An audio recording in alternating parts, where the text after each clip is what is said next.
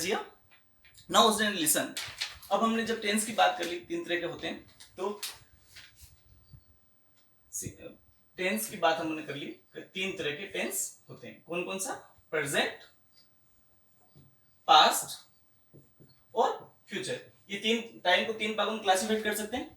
अब जो कोई भी काम हो रहा है कैसे होगा, इसकी जो एस्पेक्ट है, एस्पेक्ट मतलब आप ये समझ ले कि भाई जैसे कोई आता है, अरे आपको किस एस्पेक्ट में बात करनी है, तो साहब मैं सिंपल एस्पेक्ट में बात कर रहा हूँ, मुझे थोड़ी सी इसमें कॉम्प्लेक्सिटी है, थोड़ा सा इसमें प्रॉब्लम, उस एस्पेक्ट के बारे में बात करनी है. नेगेटिव एस्पेक्ट, पॉजिटिव, मतलब किसी के बारे में हम बताते हैं कि वो किस तरह का है, वो कहलाता है एस्पेक्ट. तो इसे here are every tense can be divided into 4 aspects. कोई सा भी टेंस जो है उसको हम 4 एस्पेक्ट में बांट सकते हैं.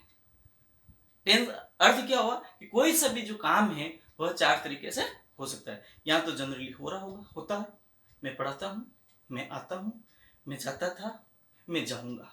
ये सिंपल एस्पेक्ट. इसमें आपको कोई एग्जैक्ट टाइम नहीं मिल रहा है, कोई एग्जैक्ट इंफॉर्मेशन नहीं मिल रही है, आपको सिर्फ ये पता लग रहा है कि काम जो है वर्तमान में होता है या भविष्य में हुआ था, एक्सट्रीमली सॉरी, या भविष्य में होगा या भूतकाल में हुआ था. There are 3 things there and it is called simple aspect. And on this basis, ये जो सिंपल एस्पेक्ट है, इसके आधार पे हमारे पास जो है वह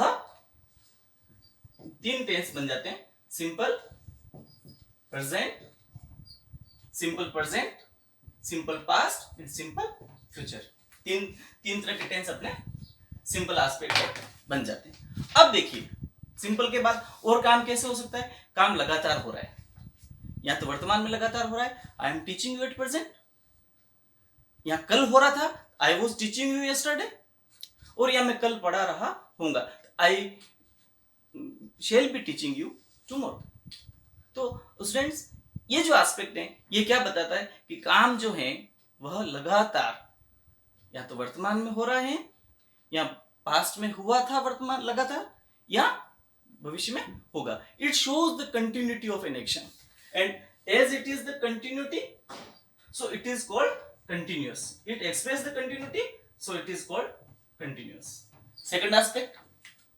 और इसके बेस पे वापस अपन जब टेंस की बात करते हैं तो present continuous, past continuous and future continuous. Okay, Harshit Dev please. Okay, so then it becomes again present continuous, past continuous and future continuous. And what is shown by these tenses? The continuity of an action in the present time, in the past time or in the future time. Okay students, okay learners, most of you will not be the students, you are the all kinds of learner here, and I will try to give my best here. Please be energetic and try to learn with fun. I know today here is no fun, but then also I will try to make it easier in future. Okay student, now then come third one, which is तीसरा aspect. काम का क्या हो सकता है? काम 4 तरीके से होता है, मैंने आपको पहले बोला.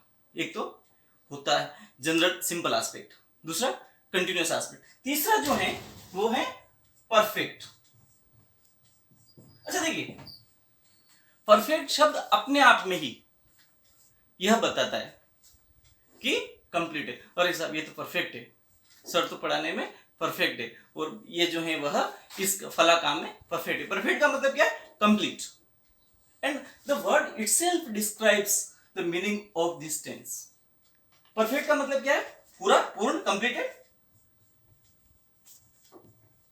है ना. ये मैंने कंप्लीटेड आपको समझने के लिए लिखा है. और जब हम परफेक्ट की बात कर रहे हैं तो फिर वापस वही 3 समय हो जाएंगे. कौन सा? प्रेजेंट समय, पास्ट समय और फ्यूचर समय. और इस एस्पेक्ट के आधार पे प्रेजेंट परफेक्ट, पास्ट परफेक्ट और फ्यूचर परफेक्ट 3 टेंस बनेंगे.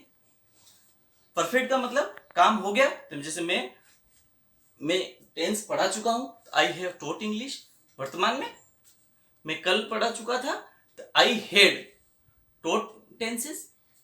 और मैं कल पढ़ा चुका हूंगा, I shall have taught tenses. मतलब समय तो ही तीनों ही रहेंगे, प्रेजेंट, पास्ट और फ्यूचर. और एस्पेक्ट क्या रहेगा कि काम जो है वो कंप्लीट हो चुका है. वर्तमान में कंप्लीट हो चुका है तो प्रेजेंट परफेक्ट, पास्ट में कंप्लीट हो चुका था तो पास्ट परफेक्ट, और फ्यूचर में कंप्लीट हो चुका होगा तो फ्यूचर परफेक्ट। डियर स्टूडेंट्स, ये जो कंप्लीट वाला जो है कि काम कंप्लीट हो चुका था, ये किसी न किसी टाइम रेफरेंस में, किसी न किसी कॉन्टेक्स्ट रेफरेंस में ये तीनों टेंस आते हैं। हम जब ये इंट्रोडक्टरी लेवल है, हम जब individually elementary level of tense और एडवांस लेवल ऑफ टेंस दोनों जब हम पढ़ेंगे तो मैं आपको इसके बारे में बताऊंगा कि कंप्लीटेड जो है उसमें और इसमें क्या क्या सिंपल पास वाले में क्या फर्क होता है, हम we will discuss later. First you अभी आप इस लेवल पे यह देखें कि चारों पांच जो 12 जो टेंस हैं वो किस तरह से बनते हैं, किस एस्पेक्ट से बनते हैं, इसको आप समझने की कोशिश करें। Now look please, so I have explained you here also.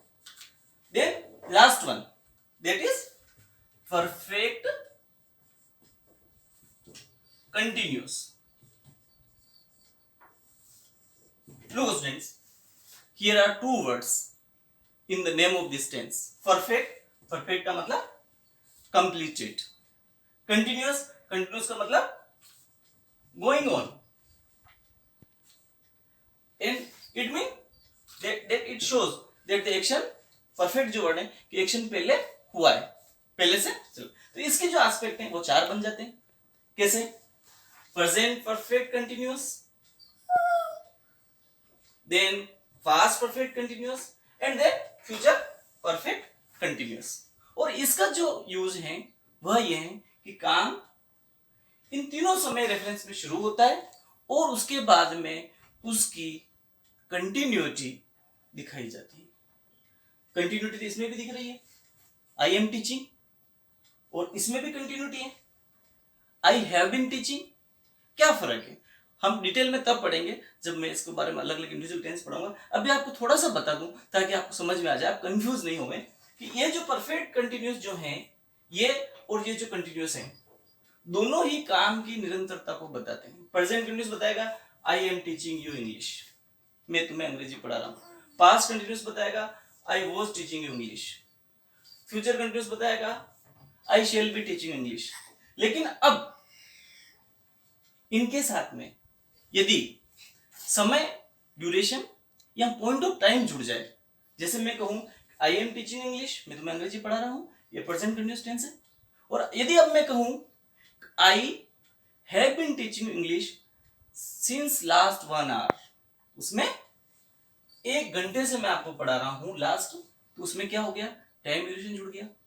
जैसे ही इसमें कंटिन्यूअस में टाइम ड्यूरेशन जुड़ता है वो एस्पेक्ट परफेक्ट कंटिन्यूअस का एस्पेक्ट हो जाता है। ऐसे ही मैं बोलूं आपको I was teaching you English yesterday when you came, I was teaching you English when my friend came to my home yesterday. मैं अंग्रेजी पढ़ा रहा था जब मेरा दोस्त मेरे घर पे आया। अब ये जो बात है इसमें मैं कहूं कि I had been teaching English at 10 a.m. when my friend came home. I had been teaching English at 10 a.m. when my friend... Sorry students, this is not the perfect example.